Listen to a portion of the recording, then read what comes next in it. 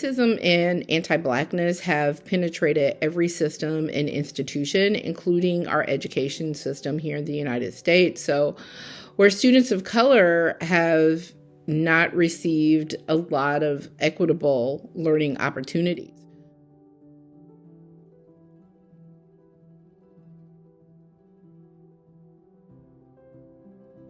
The American education system is supposed to lead to success.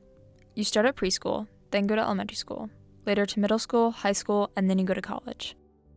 But not everyone can experience the same level of academic achievement.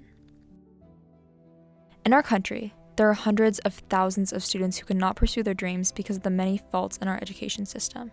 Students suffer from the effects of a definite gap that prevents opportunity from our futures. The causes of the opportunity gap can be broken up into two different factors: socioeconomic status and racial oppression. We interviewed Dane Caldwell Holden, director of the Alternative Education Department of Santa Clara County Office of Education. Solve the problem.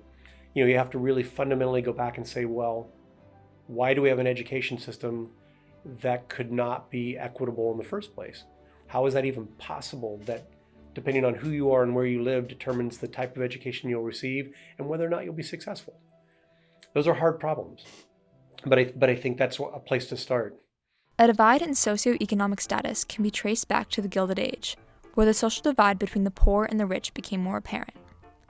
The educational opportunities for the working class, especially kids forced to work in factories and mines, were minimal to none, while the wealthy strived with educational access. According to the California Department of Education, students with socioeconomic disadvantages had a 79% graduation rate, meaning 20% of the students do not even have the opportunity to fulfill a real education.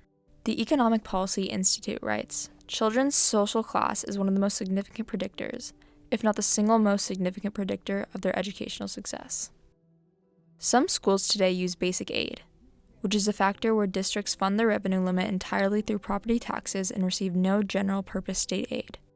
School districts in high-income areas are able to opt out of basic aid, where other districts are forced to be funded by the state's reserve. Not having basic aid forces them to pay their teachers less, have a higher number of students per class, and lack supplemental resources and programs to support the students' academics. It is no secret that racial discrimination and prejudice is a prevalent issue in America, especially in our education. Racism has been integrated within American society since the founding of the nation. This racial oppression was exemplified in the Jim Crow laws being passed in the 17th century. The laws prohibited African Americans from reaching a high level of education due to the lack of public schools made available for them. The effects of this legislation widened the gap between the two racial groups, further strictening African Americans into a system of flawed education. We interviewed Dr. Gomez about these deeply ingrained racial obstacles in American education.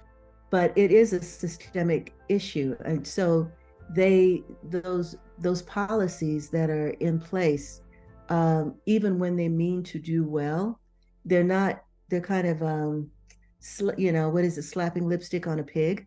It's still a pig, and so they're not really making the fundamental changes because they're not willing to make the fundamental changes. According to the National Center for Educational Statistics, African Americans and Native Americans have the lowest graduation rates at 81% and 75%, where white and Asian Americans have the highest at 90% and 93%. This gap systematically constricts people of color from achieving the same opportunities as their peers. Students deserve to have the resources to prosper in their academic careers. They deserve a support system and community to take care of them through their ups and downs. They deserve good teachers who will teach them values that will stick with them for the rest of their lives. In order to allow students to reach their full potential, we have to allow acts in our legislatures to pass through voting. From a parcel tax, which funds K-12 public education and community facilities districts, to advocating for all schools to allow basic aid, our voice has the power to amplify and make major decisions. Educating people who are old enough to vote about these issues can help push voting, allowing kids to truly prosper, and maybe, one day, breaking the gap.